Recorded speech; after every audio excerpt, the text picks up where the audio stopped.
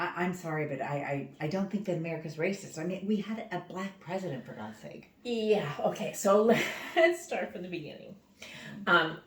You can agree that slavery was racist, right? Well, of course, yes. Mhm. But that's over. Well, all right, hold on a minute. Okay. Stay with me. Now, slavery necessitated the idea that the superiority of the white race Mm-hmm. justified the enslavement of the black race, correct? Mm-hmm. Mm-hmm. Mm-hmm. Yeah, okay, so if you agree that slavery was racist, Right.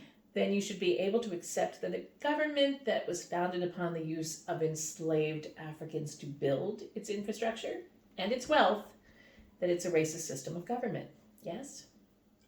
Okay. Okay, so this system required America to teach the ideas of white superiority for 250 years. Teaching doesn't mean they were like sitting down in the classroom and teaching it. They were just, it was how we were living, right? Right. So without the constant indoctrination of beliefs that upheld that white supremacy, we couldn't have maintained our institution. The system requires whites to believe that blacks were inferior to the point of being inhuman, and we had 250 years of that. Right. Yeah.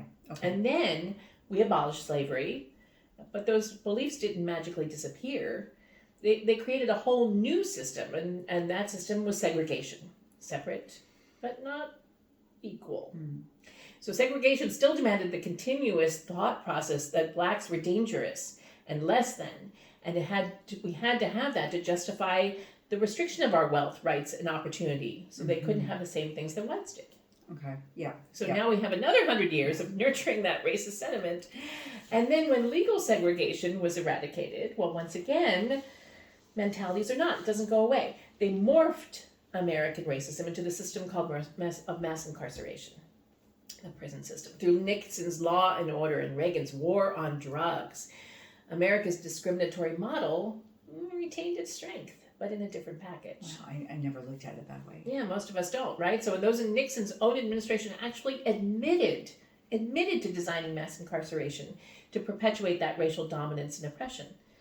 So it's been 60 years, almost 60 years, under that manifestation of racism. Therefore, we are still being influenced today and dominated by a system of white supremacy. I hadn't.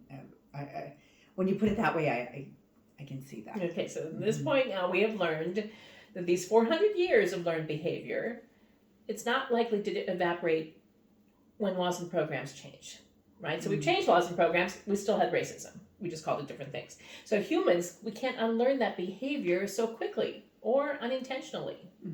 True. So I know you've said the problem is that we continue to talk about race. Oh, we just talk about it. We stop using racial terms and tell everyone to apply the golden rule, will be fine. Well, yes, in a perfect world. However, that's not how we unlearn racism. We can't pretend it doesn't exist. And we can't continue to silence the victim. You're right. Yeah. I guess we have to accept that we are living, you and I, in an active system of white supremacy. Those belonging to the race in power have to decide that we're ready to share that power. Then we have to refuse to perpetuate the practice, and we have to use our voices to speak out against and actively work to reject racism. In other words, anti-racism.